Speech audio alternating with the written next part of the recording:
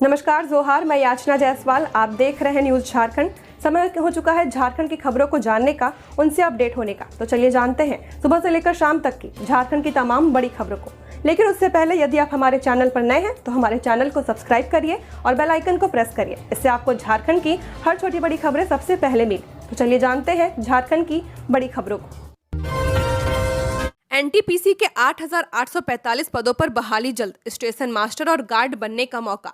Railway ने NTPC non technical popular categories के तहत 8,875 पदों पर बहाली जल्द शुरू होगी। Station master, ticket supervisor, guard व स्टेशन मास्टर जैसे पदों पर नियुक्ति होगी। रेलवे बोर्ड ने स्नातक स्तर के 5,817 एवं स्नातक के नीचे के स्तर के 3,058 पदों पर बहाली के लिए केंद्रीकृत रोजगार अधिसूचना जारी कर दी है। जिन पदों पर नियुक्ति की स्वीकृति दी गई है उनमें सबसे ज्यादा पद गार्ड के हैं। इनमें पूर्व मध्य रेल के लिए स्नातक स्तर के रिक्तियों में 632 तथा स्नातक के नीचे स्तर के 83 पद हैं। कुल 715 पदों में 600 गार्ड शामिल हैं। झारखंड के 13 मजदूर गुजरात में फंसे, भाजपा का आरोप खाना नहीं दिया जा रहा, सैलरी भी रोकी। झारखंड के 13 मजदूरों गुजरात में फंसे हुए हैं। बहरागोड़ा के पूर्व विधायक कुणाल सारंगी ने आरोप लगाया कि इन मजदूरों को खाना नहीं दिया जा रहा है और उनका वेतन रोक दिया गया है। इधर जानकारी सामने आई है कि झारखंड सरकार गुजरात के कच्छ जिले में फंसे 13 प्रवासी श्रमिकों के समूह को वापस लाने का प्रयास कर रही है। अधिकारियों ने बताया कि पूर्वी सिंहभूम के बहरागोड़ा प्रखंड के मटिहाना निवासी मजदूर एक निजी कंपनी में काम करने के लिए गुजरात गए थे। पूर्वी सिंहभूम के डिप्टी कमिश्नर कर्ण सत्यार्थी ने पीटीआई भाषा को बताया कि हमने प्रवासी श्रमिकों से संपर्क किया है, वे सुरक्षित हैं, लेकिन कंपनी ने उन्हें घर लौटने की अनुमति नहीं दी है। हम कंपनी प्रबंधन और गुजरात में संबंधित अधिकारियों से बात करने के बाद उनकी वापसी की व्यवस्था करेंगे। इधर बहरागोड़ा के पूर्व विधायक कुणाल सारंगी ने मुख्यमंत्री हेमंत सोरेन को टैग करते हुए एक्स पर श्रमिकों की दुर्दशा साझा की है। उन्होंने मजदूरों की हालत दयनीय बताई है। सारंगी ने आरोप लगाया कि मजदूरों को खाना नहीं दिया जा रहा है और उनका वेतन रोक दिया गया है। 2 और 3 अक्टूबर को भारी बारिश की संभावना। कल दोपहर बाद बदलेगा मौसम, 5 अक्टूबर तक छाए रहेंगे बादल। रांची मौसम विभाग ने दुर्गा पूजा के दौरान झारखंड के कई जिलों में बारिश का पूर्वानुमान जताया है। मौसम केंद्र रांची के अनुसार आज देर शाम तक प्रदेश के कई हिस्सों में हल्की बारिश हो सकती है। इस दौरान 30 से 40 किलोमीटर प्रति घंटे की रफ्तार से हवाएं चलने और आकाशीय बिजली गिरने की भी संभावना है। वहीं बंगाल की खाड़ी में बना निम्न दबाव अब कमजोर पड़ चुका है। इसका सर्कुलेशन ओडिशा व छत्तीसगढ़ की ओर बढ़ गया। इसके बावजूद 1-2 अक्टूबर को बंगाल की खाड़ी में दोबारा निम्न दबाव वाला क्षेत्र बनने की संभावना है, जिससे रांची सहित कई जिलों में हल्के से मध्यम दर्जे की बारिश हो सकती है। मौसम विभाग ने वज्रपात को लेकर येलो अलर्ट जारी किया है। मौसम विज्ञान केंद्र के वैज्ञानिक सतीश चंद्र मंडल ने बताया कि 1 अक्टूबर की दोपहर से मौसम बिगड़ना शुरू हो जाएगा। 2 अक्टूबर को पूरे राज्य में बादल छाए रहेंगे, रुक रुक कर बारिश होगी। खासकर धनबाद, गिरिडीह, गोड्डा, जामताड़ा, पाकुड़, साहिबगंज, देवघर और बोकारो में तेज हवाओं और वज्रपात के साथ भारी बारिश की संभावना है। 3 अक्टूबर को भी पूरे राज्य में कहीं कहीं वज्रपात और बारिश हो सकती है। इस दिन चतरा, देवघर, दुमका, गिरिडीह, कोडरमा, लातेहार, पाकुड़ और साहिबगंज जिले प्रभावित हो सकते हैं। मौसम विभाग ने बताया कि रांची में 1 से 5 अक्टूबर तक बादल छाए रहेंगे। दोपहर बाद हल्के से मध्यम बारिश के साथ तेज हवाएं चल सकती हैं। पीटीआर में हाथी के हमले से ग्रामीण की मौत, वन विभाग ने परिजनों को 50,000 रुपए का मुआवजा दिया। गांव में दहशत का माहौल। लातेहार के पलामू टाइगर रिजर्व क्षेत्र में जंगली हाथियों के हमले से मतनाग गांव के 56 वर्षीय ग्रामीण वासुदेव सिंह की मौके पर मौत हो गई। परिजनों के मुताबिक वासुदेव रोज की तरह अपने मवेशियों को चराने जंगल गए थे। पूर्वी वन क्षेत्र के सैदुप कंपार्टमेंट के खारामाटी जंगल में अचानक 2 हाथियों ने उन पर हमला कर दिया। इस दौरान उनके साथ मौजूद अन्य ग्रामीण किसी तरह जान बचाकर भाग निकला। घटना की खबर फैलते ही गाँव में मातम का माहौल पसर गया। सूचना पर छिपादोहर वन विभाग और थाना पुलिस की टीम रात में ही घटना स्थल पर पहुंची। थाना प्रभारी मोहम्मद यकीन अंसारी और रेंजर अजय टोप्पो ने शव को कब्जे में लेकर पोस्टमार्टम के लिए भेजा। रेंजर टोप्पो ने मंगलवार को मृतक के परिजनों को तत्काल राहत के रूप में 50,000 रुपए नकद उपलब्ध कराएं। उन्होंने बताया कि विभागीय प्रक्रिया पूरी होने के बाद सरकारी प्रावधान के अनुसार परिजनों को अतिरिक्त 3.5 लाख रुपए की मुआवजा राशि दी जाएगी। इस हादसे के बाद स्थानीय ग्रामीणों में दहशत का माहौल है।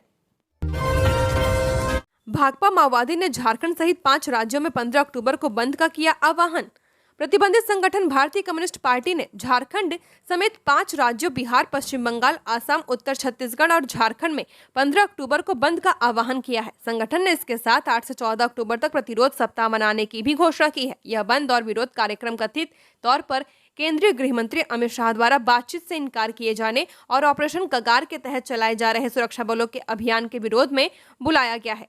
संगठन के पूर्वी रीजनल ब्यूरो के प्रवक्ता संकेत द्वारा जारी एक प्रेस विज्ञप्ति में आरोप लगाया गया कि 15 सितंबर 2025 को संगठन के केंद्रीय कमेटी के सदस्य Sahdev Soren, Bihar Jharkhand special area committee के सदस्य रघुनाथ हेम्ब्रम और जोनल कमेटी सदस्य राम खिलावन गंजू को एक फर्जी मुठभेड़ में मारा गया है। संगठन का आरोप है कि इस तरह की कार्रवाइयों में कई अन्य कार्यकर्ताओं को भी निशाना बनाया गया है। माओवादी संगठन ने गिरफ्तार किए गए सदस्यों को जल्द कोर्ट में पेश करने की मांग की है और मुठभेड़ों से बचने की सलाह दी है। प्रेस विज्ञप्ति में चेतावनी दी गई है कि यदि ऐसा नहीं हुआ तो संगठन विरोध में कठोर कदम उठा सकता है। हालांकि बंद के दौरान दूध वाहन, प्रेस वाहनों और रोगियों को ले जाने वाली एम्बुलेंस को इससे मुक्त रखने की बात कही गई है। महिलाओं की मिसाल, मैया सम्मान योजना की राशि से बन गई 2 किलोमीटर सड़क। झारखंड के पलामू के छतरपुर प्रखंड अंतर्गत कंचनपुर पंचायत के लंगी डीतर बिछुलिया टोला की महिलाओं ने सामूहिक प्रयास से एक मिसाल कायम किया है। मैया सम्मान योजना के तहत खाते में प्राप्त राशि को महिलाओं ने चंदे के रूप में एकत्र कर सड़क निर्माण में लगा दिया। परिणाम स्वरूप ग्रामीणों के श्रमदान से करीब 1.5 किलोमीटर लंबी मिट्टी मोरम की सड़क 2 दिनों में तैयार कर दी गई है। शनिवार को जिले के 3.5 लाख लाभुकों के खातों में मैया सम्मान योजना के तहत 2 महीने की राशि प्रत्येक महिला को 5,000 रुपए जमा की गई थी। राशि प्राप्त होते ही पिछुलिया टोला की 25 महिलाओं ने आपसी सहमति से 2-2 हजार रुपए का योगदान देने का निर्णय लिया। इसके बाद ग्रामीणों ने मिलकर श्रमदान शुरू किया और सोमवार तक सड़क बनकर पूरी तरह तैयार कर दी गई। ग्रामीणों के अनुसार टोला में लंबे समय से सड़क की हालत बेहद खराब थी, जिससे बच्चों का स्कूल जाना, मरीजों का अस्पताल पहुंचना और रोजमर्रा की आवाजाही काफी प्रभावित हो गई थी। वाहन गांव तक नहीं पहुंच पा रहे थे, जिससे ग्रामीण बेहद परेशान थे। ऐसी स्थिति में जब मैया सम्मान योजना की राशि प्राप्त हुई तो ग्रामीण महिला प्रेमशिला देवी के नेतृत्व में सभी महिलाओं ने इस राशि का सामूहिक उपयोग करने का निर्णय लिया। ग्रामीण प्रशांत राज और जितेंद्र कुमार के नेतृत्व में एक कमेटी गठित की गई। इस कमेटी की अगुवाई में महिलाओं ने सहभागिता दिखाई और श्रमदान के माध्यम से सड़क निर्माण कार्य शुरू किया।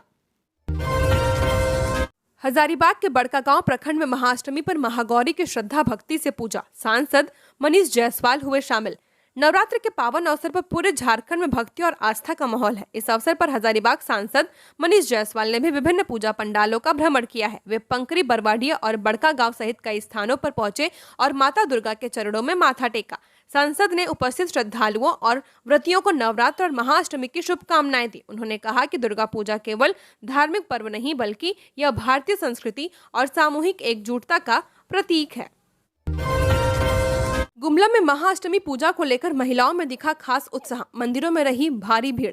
गुमला में महाअष्टमी पूजा को लेकर महिलाओं में खासा उत्साह देखने को मिल रहा है। जिले के सभी प्रमुख मंदिरों में श्रद्धालु पूरी भक्ति भावना के साथ माता की पूजा करते हुए नजर आ रहे हैं। इस दौरान मंदिरों में भक्तों की भारी भीड़ देखने को मिल रही है। महिलाओं का कहना है कि इस पूजा के दौरान शुद्धता बनाए रखना बहुत महत्वपूर्ण होता है। पूजा में भाग लेने वाली महिलाओं का मानना है कि महाअष्टमी के दिन मां की आराधना करने से परिवार में सुख और शांति बनी रहती है। साथ ही इस अवसर पर उन्होंने समाज में भी सुख शांति की कामना की है। वहीं कई स्कूली छात्राओं ने पूजा के दौरान मां से अपनी पढ़ाई लिखाई में आशीर्वाद बनाए रखने की कामना की।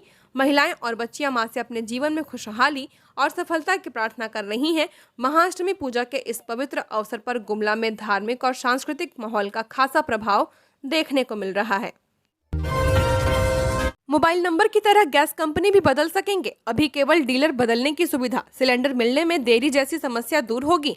जल्द ही आप मोबाइल नंबर पोर्टेबिलिटी की तरह अपना गैस कनेक्शन भी किसी भी कंपनी में बदल सकेंगे। Petroleum and natural gas regulatory board ने इसकी तैयारी शुरू कर दी है। इससे कंज्यूमर्स को ज्यादा चॉइस मिलेगी और सर्विस बेहतर होगी। यूपीए सरकार ने अक्टूबर 2013 में 13 राज्यों के 24 जिलों में एलपीजी कनेक्शन की पोर्टेबिलिटी की पायलट योजना शुरू की थी। जनवरी 2014 में इसे 480 जिलों तक विस्तारित किया गया, लेकिन उसमें आप उसी कंपनी के अंदर डीलर बदल सकते थे। मसलन अगर आप इंडियन गैस के कस्टमर हैं तो अन्य कंपनी में जाना मुमकिन नहीं था। ऐसा इसलिए था क्योंकि नियमों के मुताबिक सिलेंडर सिर्फ उसी कंपनी से रिफिल कराया जा सकता है जिसने उसे जारी किया हो। नई व्यवस्था में अब ये पुरानी लिमिट हटाई जाएगी।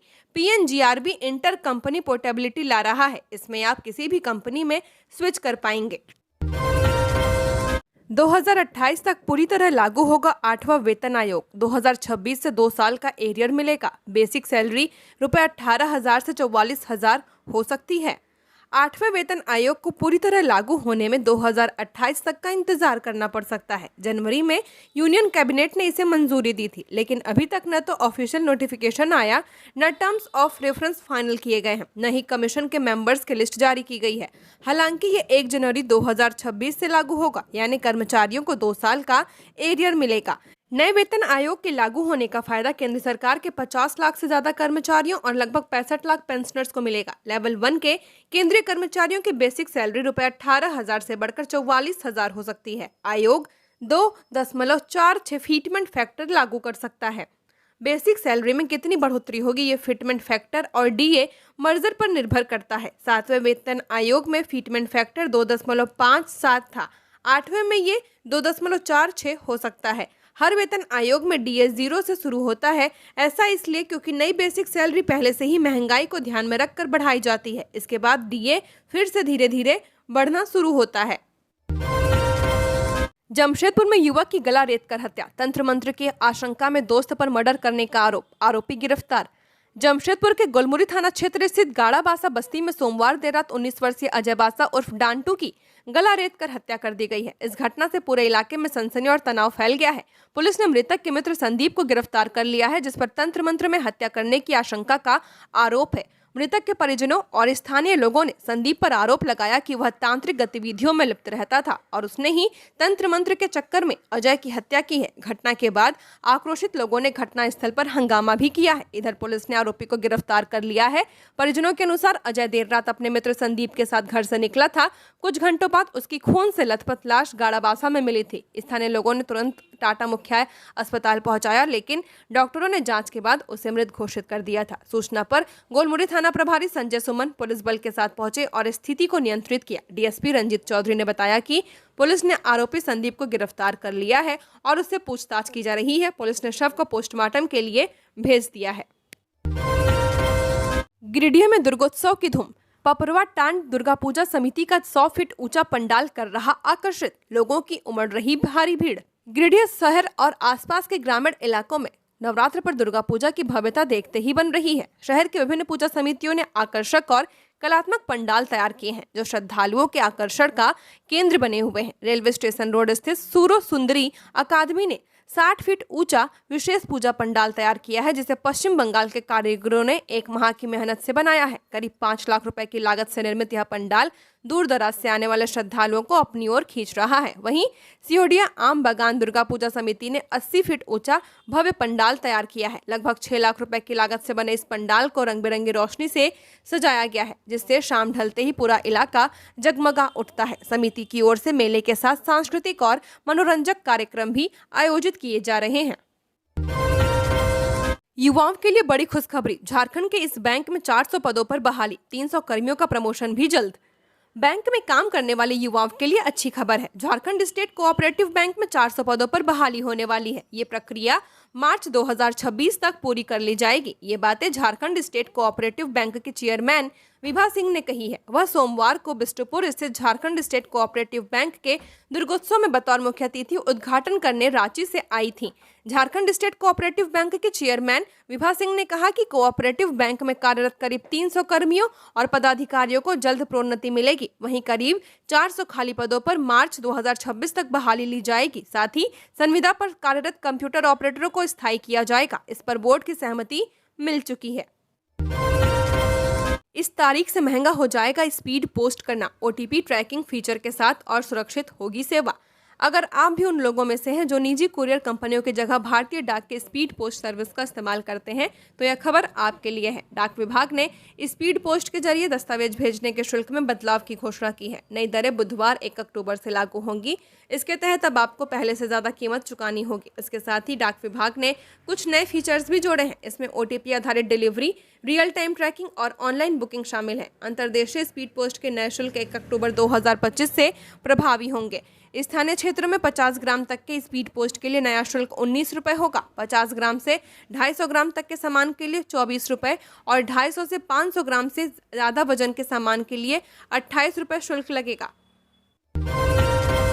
जमीन हड़पनी थी, इसलिए चाचा की दे दी सुपारी, कलयुगी भतीजे समेत 3 गिरफ्तार। झारखंड के कर्रा थाना क्षेत्र की पुलिस 64 वर्षीय बुधवा उराव उर्फ एतवा बाखला हत्याकांड का सोमवार को सनसनीखेज खुलासा कर लिया है। एतवा की जमीन हड़पने के लिए उसके भतीजे जीवन बाखला ने 14 लाख रुपए में हत्या करने की सुपारी दी थी। इस मामले में पुलिस ने मृतक के भतीजे समेत 3 लोगों को गिरफ्तार किया है। गिरफ्तार लोगों में जोजो नंगा बाजार 15 ओपी रांची निवासी बाल्टन कश्यप, साकू कच्चावारी निवासी अनिल कश्यप उर्फ अजय कश्यप और साकू माल्लो कर्रा निवासी जीवन बाखला शामिल है। पुलिस ने तीनों के पास से हत्या के लिए दिए गए 5,40,000 रुपए, 2 स्कूटी और 4 मोबाइल जब्त किया है। यह जानकारी एसडीपीओ तोरपा क्रिस्टोफर करकट्टा ने सोमवार को कर्रा थाना में आयोजित प्रेस वार्ता में दी। उन्होंने बताया कि एसपी मनीष टोप्पो को सूचना मिली थी कि बुधवा उराव हत्याकांड के आरोपी मेजर कोठी जोजो नागा बाजरा रांची में छिपे हुए हैं। अपराधियों की गिरफ्तारी के लिए एसडीपीओ तोरपा क्रिस्टोफर करकट्टा के नेतृत्व में विशेष छापेमारी टीम गठित की गई थी। टीम ने मेजर कोठी जोजो नागा बाजरा रांची से वाल्टर कश्यप को धर दबोचा। दुर्गा पूजा पंडालों के पट खुलते ही पंडालों में श्रद्धालुओं की उमड़ी भीड़। अन्नपूर्णा देवी और विधायक नीरा यादव ने कई पूजा पंडालों का किया निरीक्षण।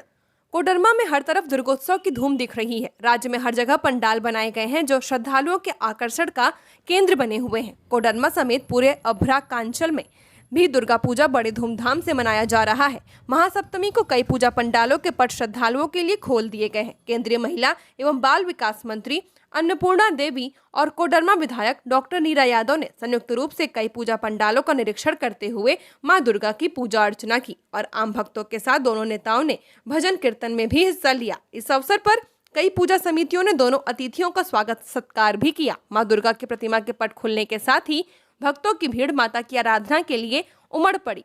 4 दिनों तक चलने वाला दुर्गा पूजा मेला भी शुरू हो गया है। केंद्रीय मंत्री अन्नपूर्णा देवी और विधायक नीरा यादव ने देश और राज्यवासियों को दुर्गा पूजा की शुभकामनाएं देते हुए लोगों से शांति और सौहार्द के साथ त्योहार मनाने की अपील की है। उन्होंने कहा कि हर किसी के सहयोग से उत्साह के साथ दुर्गा पूजा मनाया जा रहा है।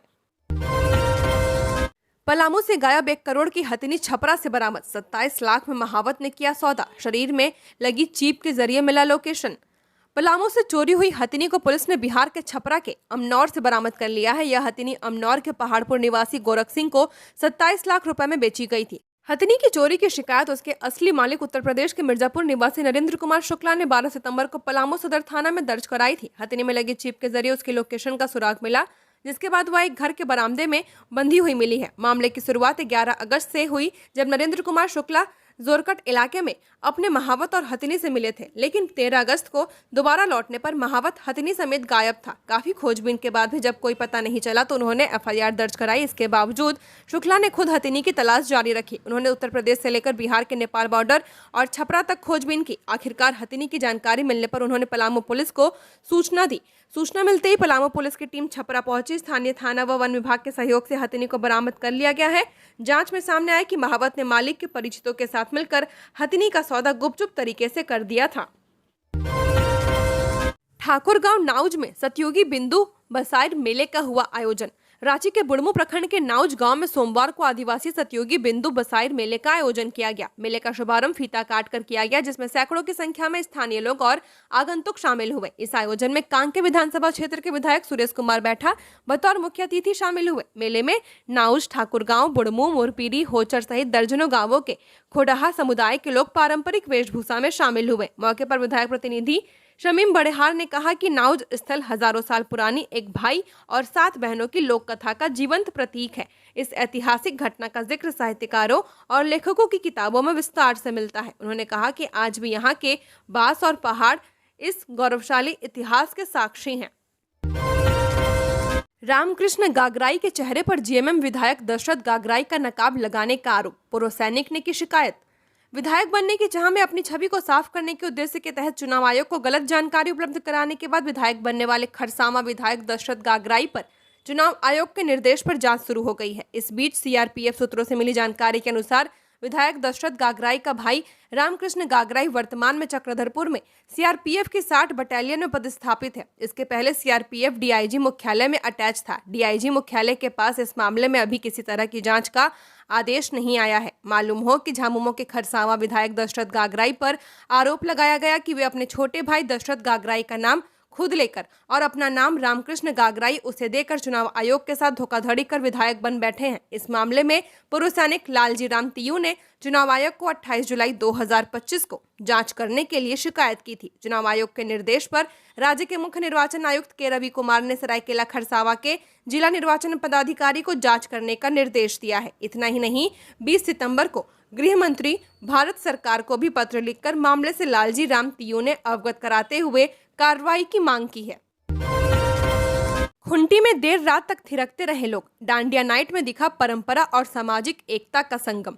नवरात्रि पर्व पर खुंटी क्लब का माहौल सोमवार की रात पूरी तरह रंगीन रहा। सार्वजनिक दुर्गा पूजा समिति और वीकेएस इंफ्रा के संयुक्त तत्वाधान में आयोजित डांडिया नाइट न सिर्फ मनोरंजन का माध्यम बना बल्कि सामाजिक सौहार्द और भारतीय सांस्कृतिक धरोहर को जीवंत करने का मंच भी साबित हुआ है। चौथे वर्ष लगातार आयोजित इस महोत्सव का उद्घाटन डीएसपी वरुण रजक, बिरसा वाहिनी फाउंडेशन की प्रिया मुंडा और सीआरपीएफ के डिप्टी कमांडेंट जयप्रकाश सिंह ने संयुक्त रूप से किया। पंडाल में जगमगाती रंग बिरंगी रोशनियों और संगीत की ताल पर महिलाएं व युवतियां पारंपरिक लहंगे चुनरी में झूमती नजर आईं। वहीं युवकों ने कुर्ता पायजामा पहनकर डांडिया की अद्भुत प्रस्तुतियों से दर्शकों को मंत्रमुग्ध कर दिया। डांडिया नाइट को लेकर बच्चों और युवाओं में खासा उत्साह देखने को मिला। स्कूल कॉलेजों के करिकुलम में जुड़ेगा आयुर्वेद। एनसीईआरटी यूजीसी मिलकर तैयार कर रहे हैं कोर्स मॉड्यूल। अगले सेशन से बदल सकता है सिलेबस। भारत के प्राचीन आयुर्वेद ज्ञान को अब स्कूल और कॉलेजों के हेल्थ एजुकेशन कोर्सेज में शामिल किया जाएगा। इसके लिए एनसीईआरटी और यूजीसी मिलकर स्कूल एजुकेशन और हायर एजुकेशन के लिए कोर्स मॉड्यूल तैयार कर रहे हैं। ये जानकारी केंद्रीय आयुष मंत्री प्रताप राव जाधव ने दी है। उन्होंने कहा कि इससे नई पीढ़ी को स्वास्थ्य के प्राचीन भारतीय ज्ञान से जोड़ा जाएगा। कुछ राज्यों जैसे गोवा, मध्य प्रदेश, उत्तराखंड और उत्तर प्रदेश ने पहले ही भारतीय ज्ञान प्रणाली को स्कूली शिक्षा में शामिल कर लिया है। जाधव ने बताया कि मंत्रालय एविडेंस बेस्ड रिसर्च यानी सबूत आधारित शोध पर ध्यान दे रहा है। केंद्रीय आयुर्वेदिक विज्ञान अनुसंधान परिषद और अन्य संस्थानों के जरिए उच्च गुणवत्ता वाले क्लिनिकल ट्रायल किए जा रहे हैं। WHO के साथ मिलकर मानक तय किए जा रहे हैं ताकि आयुर्वेदिक उपचार के वैज्ञानिक मान्यता को और मजबूत किया जा सके। जाधव ने कहा कि आधुनिक चिकित्सा यानी एलोपैथी और आयुष चिकित्सा पद्धति एक दूसरे की पूरक है, प्रतियोगी नहीं। नेशनल आयुष मिशन और आयुष ग्रिड के जरिए दोनों प्रणालियों के लाभों को मिलाकर बेहतर स्वास्थ्य सेवाएं देने की कोशिश की जा रही है। झारखंड के कोयला खनन क्षेत्रों में हरियाली। कोयला राज्य मंत्री बोले, डेवलप किए जा रहे हैं ग्रीन जोन, सीसीएल की अहम भूमिका। झारखंड की पहचान खनन क्षेत्र के अलावा वन बहुल क्षेत्र के रूप में होती है। यहाँ की धरती से कोयला, लौह अयस्क, अभ्रक, बॉक्साइट समेत कई तरह के खनिज निकाले जाते हैं। इसका असर वन क्षेत्र पर पड़ता है। Indian state of forest report 2023 के मुताबिक झारखंड के कुल भौगोलिक क्षेत्रफल के 29.81% भाग में वन क्षेत्र है। इसमें सघन, मध्यम और खुले वन शामिल हैं, जबकि वन एवं वृक्षावरण 27,403.33 वर्ग किलोमीटर है, जो राज्य के भौगोलिक क्षेत्रफल का 34.38% है। लेकिन यह भी सच है कि खनिजों के उत्खनन से वन क्षेत्र पर सीधा असर पड़ता है। इसकी भरपाई के लिए पौधारोपण किया जाता है। इस दिशा में राज्य की सबसे बड़ी कोयला कंपनी सीसीएल यानी सेंट्रल कोलफील्ड्स लिमिटेड एक बड़ी भूमिका निभा रही है। जनरल रिजर्वेशन में कल से ई आधार वेरिफिकेशन जरूरी। पहले 15 मिनट सिर्फ आधार OTP से बुक कर सकेंगे टिकट। कालाबाजारी कम होगी। कल यानी 1 अक्टूबर से तत्काल टिकट की तरह ही जनरल रिजर्वेशन टिकट की बुकिंग करते वक्त भी ई आधार वेरिफिकेशन जरूरी होगा। इंडियन रेलवे ने 14 सितंबर को इसकी घोषणा की थी। रेल मंत्रालय के अनुसार IRCTC वेबसाइट या ऐप पर जनरल रिजर्वेशन खुलने के पहले 15 मिनट में टिकट बुक करने के लिए आधार वेरिफिकेशन जरूरी होगा। इससे फर्जी ID, एजेंट्स की टिकटों की कालाबाजारी और बॉट्स की बुकिंग पर लगाम लगेगी। अगर आपका IRCTC अकाउंट पहले से आधार से लिंक है तो बुकिंग आसान रहेगी, वेटिंग कम होगी और टिकट्स जल्दी कंफर्म होंगे। रेलवे ने कंप्यूटरीकृत PRS काउंटरों पर जनरल रिजर्वेशन टिकट बुक करने का पुराना शेड्यूल वही रहेगा। साथ ही रेलवे के अधिकृत टिकटिंग एजेंट्स के लिए पहले दिन टिकट बुकिंग पर 10 मिनट की पाबंदी भी बिना किसी बदलाव के जारी रहेगी। झारखंड हाईकोर्ट का सरकार को निर्देश। जेलों में HIV टेस्ट व इलाज के लिए 6 हफ्ते में बनाए नियम।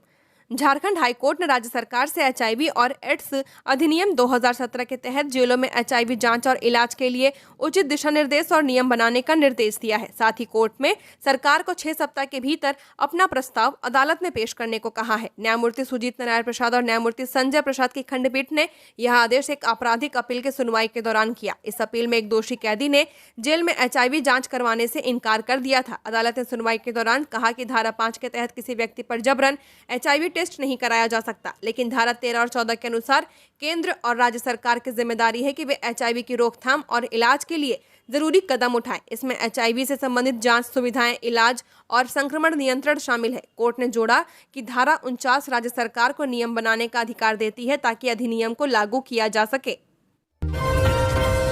वर्ल्ड हार्ट डे पर रिम्स में वर्कशॉप। एक माह में 570 से ज्यादा केस, युवाओं की संख्या ज्यादा। दुनिया भर में 29 सितंबर को world heart day don't miss a beat theme के साथ मनाया गया। इस अवसर पर रांची स्थित राजेंद्र आयुर्विज्ञान संस्थान में एक वर्कशॉप का आयोजन किया गया, जिसमें विशेषज्ञों ने भारत में हृदय रोगों की तेजी से बढ़ती समस्या को लेकर गंभीर चिंता जताई है। रिम्स के कार्डियोलॉजी विभाग के अध्यक्ष डॉक्टर हेमंत नारायण ने बताया कि अब भारत में दिल की बीमारियां पहले से कहीं कम उम्र में देखने को मिल रही हैं। उन्होंने कहा कि यूरोप और अमेरिका में हृदय रोग 60 से 65 साल की आयु के बाद अधिक देखे जाते हैं, लेकिन भारत में यह बीमारी 40 से 45 साल की आयु में ही दस्तक देने लगी है, जो परिवार और करियर के लिए सबसे महत्वपूर्ण फेज होता है। डॉक्टर हेमंत ने कहा कि वर्तमान जीवन शैली, जिसमें धूम्रपान, अल्कोहल का seven, fast food, soft drink और अनियमित दिनचर्या शामिल है, दिल की बीमारियों को बढ़ावा दे रही है। उन्होंने विशेष रूप से यह स्पष्ट किया कि अल्कोहल की सीमित मात्रा का सेवन करना भी हानिकारक है। इसी तरह स्मोकिंग और शुगर ड्रिंक का भी सीधा प्रभाव हृदय पर पड़ता है। डॉक्टर हेमंत ने कहा कि अगर परिवार में कम उम्र में हार्ट अटैक के मामले आ रहे हैं तो सतर्कता और भी जरूरी हो जाती है। तो ये थी झारखंड की टॉप बड़ी खबरें। ऐसे ही झारखंड की हर खबरों को जानने के लिए हमारे चैनल को सब्सक्राइब करें। धन्यवाद।